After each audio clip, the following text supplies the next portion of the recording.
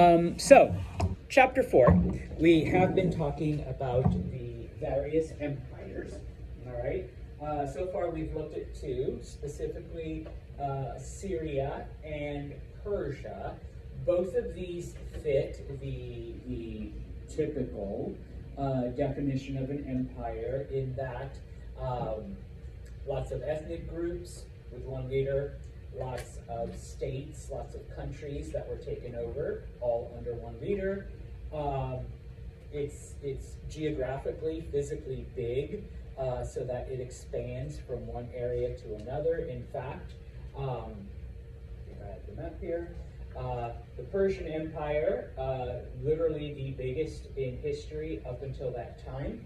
Okay, so yeah, we'll continue talking about Persia. Remember that the first Persians, divided up into two separate groups: the Medes, who were the ruling class, and the Persians, who were the underclass. At some point, a man named Cyrus is able to marry into a Mede family, and he is able then to take over Persia. From there, he conquers. Back to the map. He conquers pretty much all the area that you see in brown. Unfortunately, he's really not a good administrator, but he's a great conqueror. And so he allows many of those areas to keep their own traditions and their own ways of living and governing, as long as they give loyalty to him, which most of the areas are okay with. After his death, I did write his name, but it's behind the screens. After his death, a man named Darius comes to power, and he also becomes known as the Great. Okay, the yellow areas are the areas that he conquers, but he is known as the Great for other reasons, not because of his conquests, which do not come close to what Cyrus did, but, and I apologize, you can kind of still sort of see it, okay, but I do have to turn this off really quick. Remember, because Cyrus wasn't that great of a governor, not that great of an administrator, Darius does a couple of things that give him the title the Great. Okay, number one, he divides the empire into 19 satrapies. That's what he calls them. They're basically provinces, where we change the system in that there are now 19 governors, okay? And those governors are free to do what they want in their satrapy, in their province. The only thing they have to worry about is, number one, their loyalty to me, the king, and of course, making sure the tax money comes this way, all right? After that, Amanda can rule over her province however she wants. Jenna can rule over her province however she wants. Isaiah can rule over his province however, as long as they're loyal to me, so I only have to worry about 19 people instead of millions, and of course, they pay their taxes on time. Okay. Speaking of taxes, Darius also fixed the taxation system in the Persian Empire. He made it more equitable, more just. Basically, if you have more, you pay more. He unified currency, so he made it so that everyone was on the same system, so that buying and selling and all kinds of commerce became a lot easier. And then finally, he unified all weights and measures, so that once again, when it came to building, when it came to expanding, everyone was basically on the same system and not trying to figure out, how big a foot was in Amanda's kingdom versus how big a foot was in Isaiah's kingdom, okay? Because they were all different, right? Now, some of the really important things that Darius does, and probably the biggest reason why he is known as the Great. And those were basically his building projects, okay? Yeah, he didn't conquer as much territory as Cyrus, but he brought it together, he unified it, he solidified control, okay? The biggest thing that he does is he builds a highway, All right, now, back then, typically what happens when it came to roads is that if you want to get from point A, bless you, to point B, okay, people just like walk a certain way, and then eventually the ground gets compacted or the plants die, and you know, people are like, oh, I guess this is the way we go, to go from here to there, okay? And so now that suddenly becomes the road, okay? Or, okay, Nicoy and I are two farmers, and we say, hey, you know, we want to be able to go between our two farms, because you have a lot of carrots and I have a lot of celery, and this way we can trade easier, you know, and make better soup, you know, with celery, you know, as opposed to just one thing. So maybe together, you know, we carve a path between our farms, all right? The government actually getting involved the way we think about it today was not a thing, okay? Darius was the first to say the government is going to build this for the good of the people. Oh, and by the way, we are going to use that tax money that we've all been collecting to not only build it, but to maintain it, okay? I know today, well, isn't that what cities and states and counties do? Yeah, but 3,000 years ago, Darius is the first one to come up with this. So, he calls it the Royal Road, okay? It basically is about 1,600 miles from central Iran, from the capital of Persia, a city called Susa, all the way to the westernmost part of Anatolia, okay? So the western part of modern-day Turkey.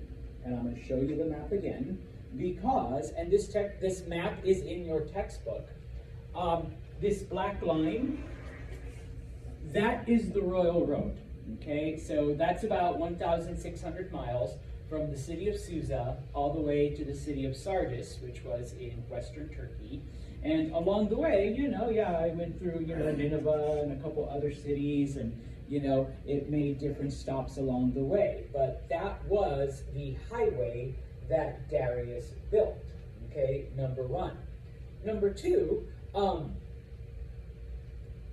back then, the roads were just dirt, once again, okay? If Nicoy and I want to build a road between our farms, we would basically just clear a path and maybe stomp out the dirt and make sure no plants grew.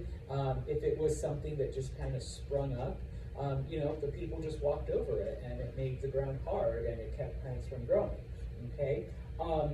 Darius, he didn't quite pave it the way we think of it today, but he did use a type of gravel to make it a little bit harder, to make it a bit more firm, okay, in that area. The other things that he does, okay, is because he knows that the public is going to be using it, every 18 miles, which was about the distance they calculated that, you know, you could walk in a day, you know, just like at a normal pace, like you're not running, you're just, you know, maybe a little faster than me right now, but, you know, that was how far you went in one day. And so at the end of 18 miles, he builds these areas, these rest areas, where you could stock up on food and water. If you had animals, you could let them graze. You could spend the night there, and then the next morning you wake up and you do your next 18 miles. And, you know, then there's another place, okay, where you could rest and relax and, you know, get more food, get more water, and off you go the day after, okay? This was maintained by the government, okay? Darius was paying, well, you guys were through your taxes, but Darius was using it for that, okay? In addition, because, you know, there was still danger. There were, you know, bandits and thieves, and, you know, maybe someone would attack from wherever, and so it was patrolled by soldiers as well. Once again, paid with your tax money by the government. And so, you know, today you're like, well, yeah, you know, the government keeps the roads and they plow them, and, you know, there's cops, and, you know, okay, yeah, that's today. 3,000 years ago, that wasn't common. In fact, Darius, once again, is one of the first leaders to come up with all this. Okay? Because the Persians were one of the first societies to build their cities not near a river, okay? There's no Tigris, there's no Nile, there's no Indus, okay? The Persians build literally, nope, wrong way, in the middle of nowhere, okay? So how are we going to get water? Because you still need water for crops. You still need water for animals, okay? And so what he does, okay, or at least the Persians started, they start building both canals and aqueducts, okay? In fact, the word canal comes from the old Persian word kanat, okay? Something that takes water from point A to point B. And there was water in the mountains. And so basically under, with Persian engineers and then later under Darius, we are bringing the water from the mountains, from the snow cap, and channeling it down into the valleys where the Persian cities are, okay? And so now we have water.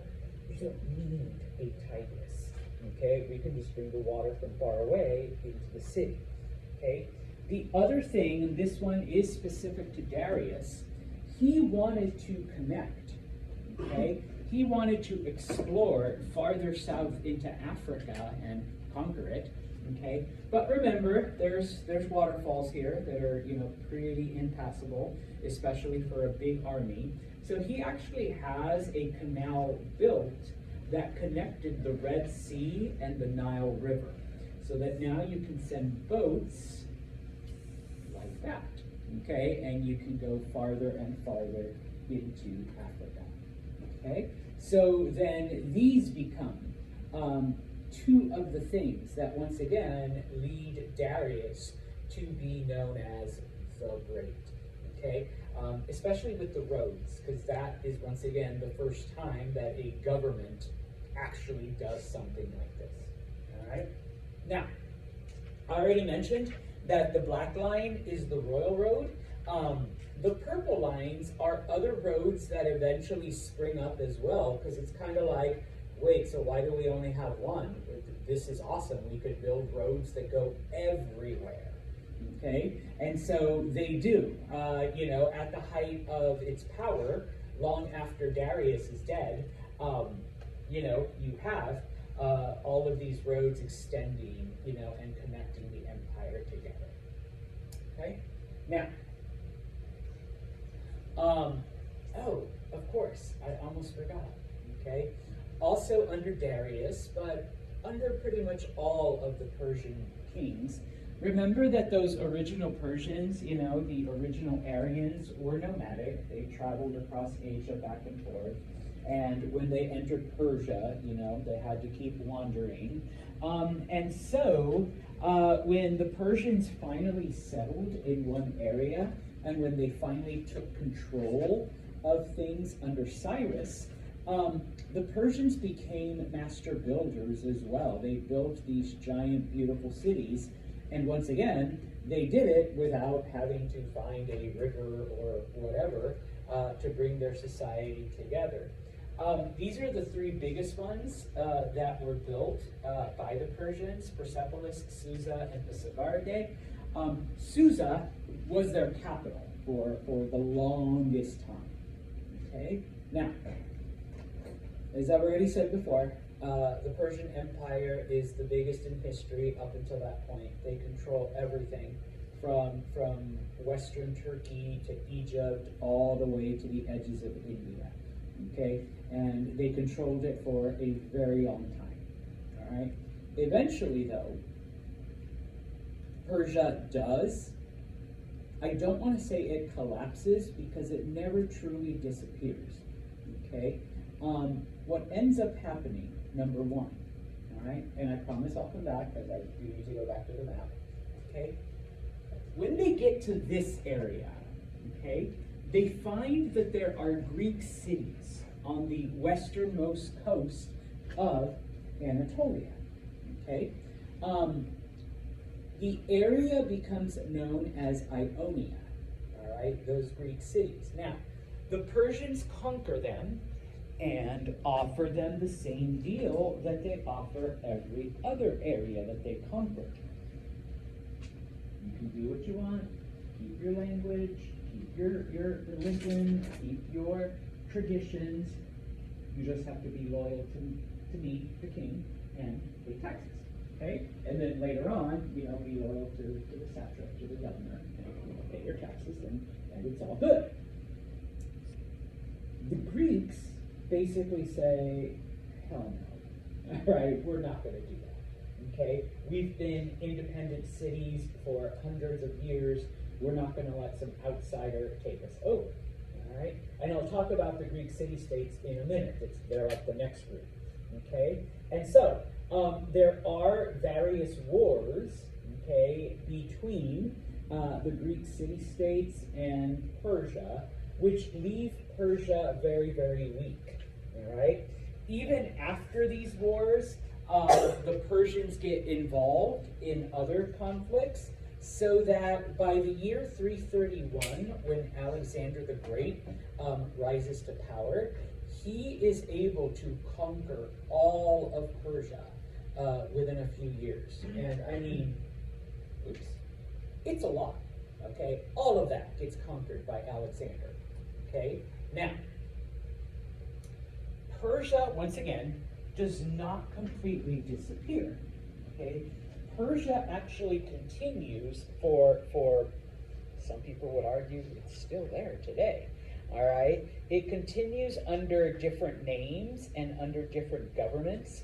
And so as we continue, and if you take History 102, we'll talk about Seleucid Persia and Sasanian Persia and Parthian Persia, because these are all of the different groups that would eventually come in and take over the area. But what ends up happening is that as these groups come in, including Alexander, they experience Persian culture and they love it. They fall in love with Persian culture. Alexander the Great fell in love with Persian women too. Okay? And so they absorb that culture and make it a part of their society. And at the same time, on occasion, the Persians absorb the culture of the new people that come in. And so we'll talk about how, because Alexander was Greek, how Greek culture influences, Persia, and then, how Sasanian culture, and then eventually, when Muslims come in, how Muslim culture, intermixes with Persia. But Persia does survive in some shape or form. It just kind of transforms itself according to whatever society is there. Okay? But as its own individual thing, it ends here. Okay? Now, before we move on, and I hope this works, I do want to show you 2 video clips. The first one has to do with irrigation and how the Persians brought water from the mountains to their cities. Okay? So let me just see if this will work. It didn't work for one class. So. The Medes in the north, the Persians in the south. Being as that these tribes were nomadic, they were more interested in survival than conquest. As they became less nomadic, they had to learn how to farm, in particular how to cultivate this fertile Iranian plateau. But to do that, they needed a source of water. The early Persians may have very well become dust in the winds of history had they not unlocked a source of water, and just as importantly, a means to channel that water to their crops and settlements. And what makes this engineering feat so remarkable is that they found this water not from rivers or lakes or oceans, but from the most unlikely source of all, rocks. Persia emerged out of nothing, a rugged, hostile terrain built with only invention and determination. 3,000 years ago, nomadic early Persians roamed the parched, forbidding Iranian plateau. Finding water meant traveling long distances. It fell to a hybrid engineer, geologist and diviner called a Mogani to figure out how to bring it back to his people. Using nothing more than stone chisels, Moghanis would build the first cornerstone of the Persian Empire. A breakthrough system of underground irrigation canals called qanats. They began by harnessing gravity to exploit the natural topography of their land, which sloped relentlessly down from the Alborz Mountains towards the Persian Gulf. Vertical shafts were first dug down from the surface, and the tunnel was excavated horizontally for a short distance. Then another vertical shaft was built, approximately 3/4 of a mile up the slope, and the channel continued. It can be sometimes 20, 30, 40 kilometers away, so it's a very skilled operation, to the point where the gradient of the water channel meets the aquifer or the groundwater sloping up at the point where the mountains begin. The angle of the slope was crucial. 1 unit in elevation for every 100 on the horizontal. Not too steep, because that would erode the base of the water channel, and of course not so flat as to prevent the water from moving to its intended destination. Just because we're not living, doesn't mean we don't enjoy this living room. And Michael's Halloween decor really knocks him on. 2,000 years before Rome's legendary aqueducts, the Persians were channeling massive amounts of water over long distances. In hot, dry climates, with minimal loss due to leakage or evaporation. Water means food, but the engineering technology to locate that water and move it was a carrot that the Persians were dangling in front of their neighbors. So, just the math and the engineering necessary to slope it ever so slightly so that you get the right angle. But the Persians figured that out, okay? Now, like he says, later on, the Romans, when we talk about the Roman Empire, the Romans perfected it. But it was the Persians who first came up with it, okay? The next thing, the next clip, and I'm just looking at what point, has to do with, back to 30, sorry. Has to do with the roads. Staggering proportions. Now he wanted to consolidate and connect the far-flung parts of his great kingdom. 515 BC, Darius orders his engineers to build a massive stone highway, one that would weave the empire together from North Africa to India. Extending over 1,500 miles of the empire, he would call it the Royal Road. This was quite the engineering feat, because this had to traverse through mountains, forests, deserts. So typically, earth would be packed, hardened, for example. They may not have had asphalt, but they certainly had knowledge of packing gravel or tiny rocks. Laying down a stone road is vital in a terrain where there could be a high water table. You don't want to get your feet stuck in the mud. You don't want to get your cart stuck in the mud. So you have to raise the road surface up. That means laying down some kind of surface initially that will either absorb the groundwater or not allow the groundwater to displace the road. The Royal Road was linked by 111 rest stations and inns every 18 miles, where travelers could eat, sleep, and switch to fresh horses. To ensure safety, watchmen were posted all along its great length. Now, I'm going to talk with my friend Dr. Lloyd Llewellyn-Jones from the University of Edinburgh, professor of ancient history. I got to ask you this. Was it that safe? Essentially, yeah, I think what Darius, if you will, manages to do here is an incredible feat. I mean, we're standing here in Turkey, right, and we could take one route straight the way through into central Iran. I mean, that's pretty good doing it. How fast? Okay, so if we're on horseback and we're riding from one of these little garrisons to garrison every 15 miles, changing fresh horses, we can do that in about 6-7 days maybe. 6 or 7 days. Yeah. So you could send messages on this road, friends, Yeah, next city? most definitely. And you know, and for trade, it's a godsend, as you can imagine. And this road cuts through so much stuff. I mean, it just doesn't follow, you know, a formal pathway. It has to cross rivers, so it crosses the Tigris, it crosses By ferry.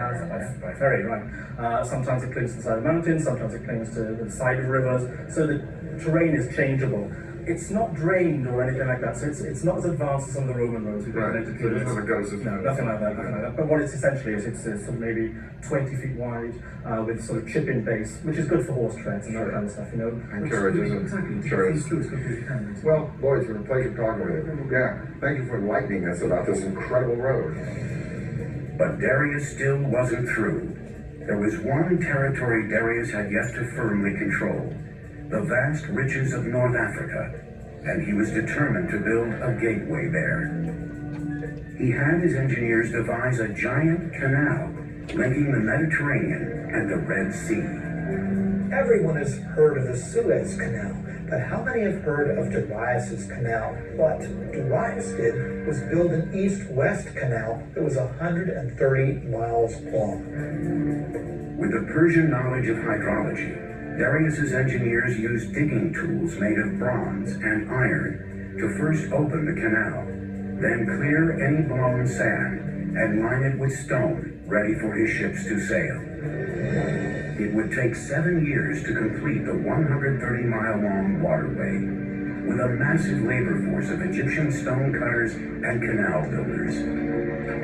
Parts of the canal between the Nile and the Red Sea were actually not waterways, but just points along which the ships could be dragged until they reached another deeper portion where they could again sail their course. Darius says, I, Darius, king of kings, conqueror of Egypt, built this canal. He connected the Red Sea to the Nile River for trade, and he says, and ships were brought along my canal. So, we will leave the Persians behind, and we will look at the Greek city-states. Now, Persia and Assyria are the only two examples of, a quote-unquote traditional empire that we will be looking at, okay? The Greeks, on the other hand, okay, with the exception of Mycenaeans and Minoans on the island of Crete, the Greeks developed but then stopped at the city stage, okay? So just like every other society we've looked at, hunter-gatherers, they settled down, they discovered farming, and, more food, more people, more food, more people, and so not everyone has to farm, and so you develop different things, blah, blah, blah. But the Greeks stopped, like I said, at the city stage. They never united to become these other, these kingdoms and these nations and eventually an empire, okay? Now, the Greeks do in fact spread out, okay? I promise I will come back to this, okay? So they spread out throughout the Greek mainland, what, today we would call the country of Greece. All of the islands that are in this area, which is the Aegean Sea, and here's Crete, okay? And even into the western part of Anatolia, the area that becomes known as Ionia, okay? So we have all of these different Greek city-states, okay? In fact, there were over 150 Greek cities, all right? Each of them was different.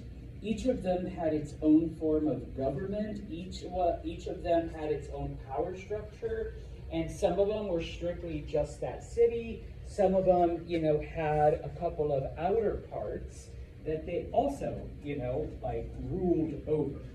Okay, but despite all of that, okay, all of the Greek cities, all 150 plus. And it didn't matter where they were, whether it was on the mainland, on an island, or in Anatolia, they all spoke the same language. They all spoke Greek, okay, number one. Number two, I put their cultural, but it was predominantly their religious beliefs, but there were some shared aspects of their culture. So either one, They had the same religion. They basically had the same culture, okay? They all believed in the 12 gods of Olympia. They worshiped Zeus, and Hades was in the underworld, and, you know, all of that, okay? So it didn't matter if, you know, if they were on the mainland, on one of the islands in Anatolia. In fact, the Mycenaeans even established 1 or 2 Greek cities in the boot of Italy, the heel, you know where the heel is. They also spoke Greek and believed in the gods. And so in this case, we see this kind of a language or a cultural empire, okay, where all of these areas share those things. Now, despite the fact that there were over 150 city-states, in most history classes, you only study 2, and that is Athens and Sparta, okay? Unless you take a specialized, like, ancient Greek history type of thing, okay? The only 2 we ever really talk about is Athens and Sparta. There's a reason why, okay? Number 1, they were complete and total opposites of each other. So we can give you the 2 extremes of Greek culture, okay? Sparta was very militaristic, all right? They focused everything on military, on their army, okay? Athens, when we think of like philosophy and theater and drama and poetry, that's all Athens. That's all the golden age of Athens, okay? So a completely different focus from each city, okay? They had different forms of government, okay? Now, some people say that Sparta was a monarchy, but technically they were an oligarchy because they had 2 kings, not just 1. One king was in charge of war and in charge of the army. The other king was in charge of everything else, like how the city ran, you know, we need more plants in the center square, you know, we need to fix the walls. The other king just worried about the army. That's it. Military campaigns.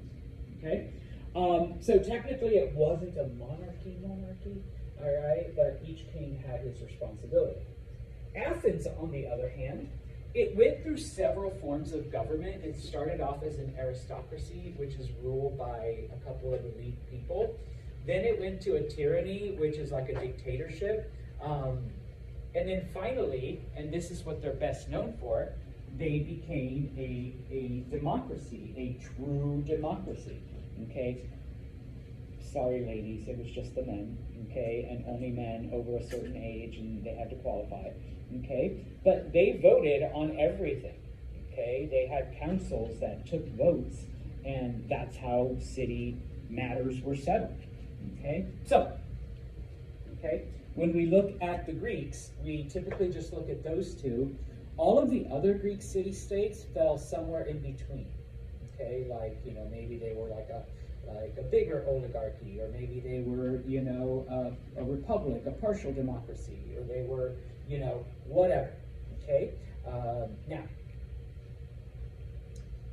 because they were the 2 most influential, they were also the 2 most powerful of the Greek city-states, the other city-states would ally themselves with one side or the other, because most of the wars that the Greeks fought amongst themselves was Athens versus Sparta, okay? And then, like, the rest just picked sides, okay, and fought along with them, okay? So, once again, the map, all right? Now, what ends up happening, like I said before, number 1, as the Persians are conquering, they get to Anatolia, they get to the western part where these Greek cities are, they conquer the Greek cities, and they offer them the same deal that they've offered everyone else, okay? Keep your language, keep your customs, keep your religion, all you need to do is pay taxes to us and swear loyalty to us, okay? But for the first time, they say, no, hell no. All right, we enjoy our freedom. We're independent. Like, we don't even like sit and associate with this other Greek city-state. Okay, why would we go under your dominion? Okay, and so there is a war, and once again, I promise off the back, there is a war between these cities and the Persians. The Greeks lose because, they're small, they're whatever. And so basically what happens is that the Greek cities in Ionia, they send a message to the main Greeks, like the Athenians and the Spartans and the Corinthians, and say, cousins, we need your help, okay? The Persians have conquered us and they're determined to subjugate us.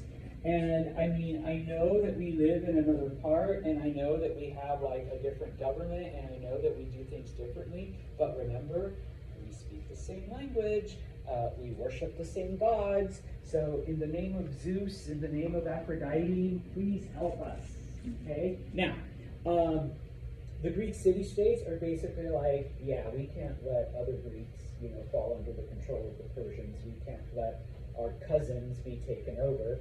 And so, for the first time in their history, the Greeks come together for a unified cause, and that is to fight the Persians, okay? Of course, this alliance is led by Athens and Sparta, because they are the two most powerful cities, all right? The Persians are like, okay, this is not good. Because the Greek city-states help the Greeks in Anatolia, in Ionia, and they're able to push back on the Persians.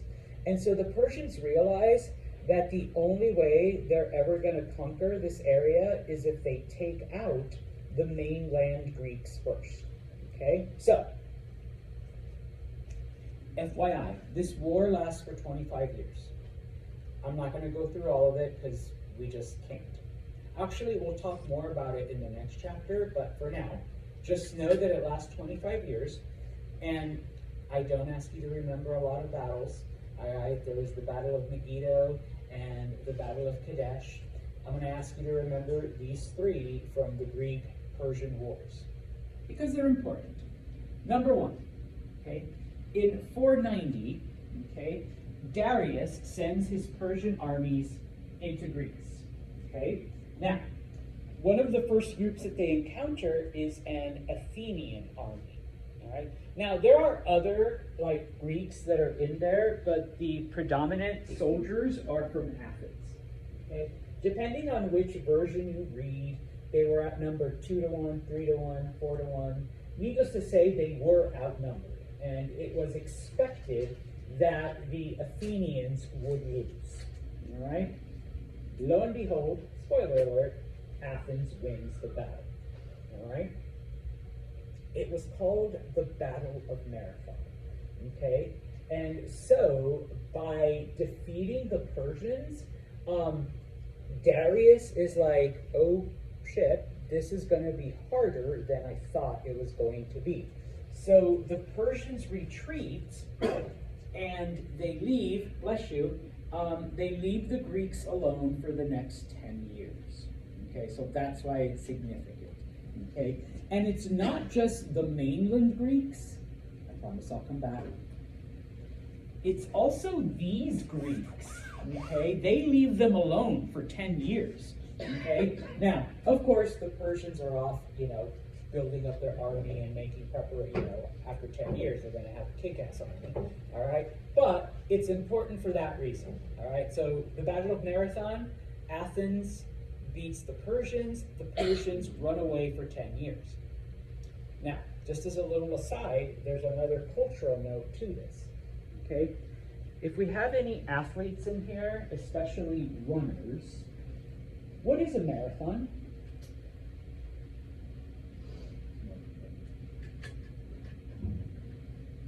In my last class, I was like, it's a long-ass race. Yes, it is. 26.2 miles. 26.2 mile race, okay? Why is it called a marathon? Because at the Battle of Marathon, when the Athenians won, they sent a messenger to Athens to tell the generals, we won, okay? it's kind of almost 27 miles from Marathon to Athens.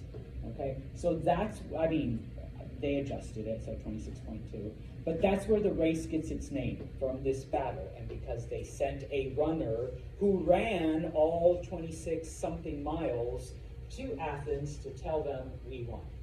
Okay, number one. Number two, when he gets there, I'm looking at people's shoes, not your feet. The runner yells Nike, which is what I'm wearing. Thanks. Okay, Nike, and then collapses and dies. Why does he yell Nike and not like Converse or Adidas or? Ah, do you know which God? Ooh, that's okay. The God of victory, and Nike itself also means victory. Okay, that's all he says is. And if you've ever wondered why don't we say night? Because it's an I with an E at the end, and that's the silent E, and it elongates the vowel. Because it's a Greek word. It's not English. So that's why it's Nike. Okay? It means victory. Okay? And then he collapses and dies. Because if you just ran like 26 miles, like full sprint, you're going to die. Okay? So, now, just as a side note, once again, why would you name a company that makes athletic shoes and athletic clothes? You've got Nikes on and you've got a hoodie and all that. Why would you name it after the Greek word for victory? This has to do with marketing. Well, a big part of that would be because athletes don't want to win, they want to be victorious. Yes, you want victory? Wear our shit. Wear our shoes, wear our clothes, wear our, equipment. Okay? So yeah, the whole thing. All right, so if it wasn't for the Battle of Marathon, I don't know what this would be called. All right, maybe some other Greek word. Okay, who knows? All right, second battle I want you to remember. Okay, so it's 10 years later. All right, in the meantime, Darius has died. Okay, old age. All right, and so his son, whose name is Xerxes, he takes over Persia. And he's ready to come back and finish his dad's, original plan and conquer Greece. Okay? And so the next battle I want you to remember is the Battle of Thermopylae. Okay? What is the Battle of Thermopylae, Santos? Well, once again, okay, you have a Greek army facing off against the Persians. And here, the Persians really do outnumber the Greeks like 4-1. Okay, they are completely there's no hope. But what ends up happening is the Spartans, there was 360 Spartans in this army, they volunteer to stay behind and hold off the Persians so that the rest of the Greek army can retreat and join up with the main body of the Greek army. Like, we'll give you the time you need to run away, join up with the rest of our army, and then, you can fight back. Okay? The Spartan war king, Leonidas, all right, stays with his 360 men, and spoiler alert, they are massacred. Okay? Because it's 360 against like 10,000. All right? But they do hold out for 3 days. Okay? That's how badass Spartan warriors were. Okay? Eventually they do die. All of them. All right? So that battle is important because it does allow the other Greeks to escape. They join up with the main Greek army, and then the Greeks come and they kick the Persians' ass. All right? But the Battle of Thermopylae. I put there in parentheses 300. It's an older movie. When I first started teaching, it had just come out. If you've ever heard or seen the movie 300 with Gerard Butler, this is what it's based on, this battle. Okay? Now, it has been extremely Hollywoodized. Okay? The premise is pretty much the only part that's true. The fact that it's the Battle of Thermopylae and the Spartans stay behind and they fight the Persians. Okay? Everything else about it, like, no, they didn't fight like topless and oiled up. There were cyclopses and giants on the Persian side. Leonidas did not kick the dude into a bottomless pit. Some of you guys are like, what? No, yeah, that was all, that's Hollywood. okay? But the fact that there were, and you can't call it 360 because then that would give people the wrong impression, like, oh, they turned, no. So we just call it 300, and that's the movie, okay? The last battle I want you to remember is the Battle of Salamis, and that's only because the Athenian navy defeats the Persian navy, and that basically ends the war, okay? Once again, that was the only way that the Persians were going to get across. Yeah, you could go up and around, but that journey takes 6 to 8 months, all right? And plus, you know, you're encountering other armies. So without their navy, the Persians can no longer attack Greece, and they surrender and they leave them alone. Yay, Greece wins, okay? Over the next 150 years, because that's not to say that that completely ended everything, there were still some skirmishes, okay? Every now and then there'd be a battle or two. And the Greeks, little by little, especially the Greeks in Ionia, take some land from the Persians, but it does weaken them, so that by the time Alexander the Great comes along, as I already said, he is able to conquer not only Greece, but Persia as well, all right? And that's it for the Greeks, okay? On Monday, we will talk about a group known as the Phoenicians. All right?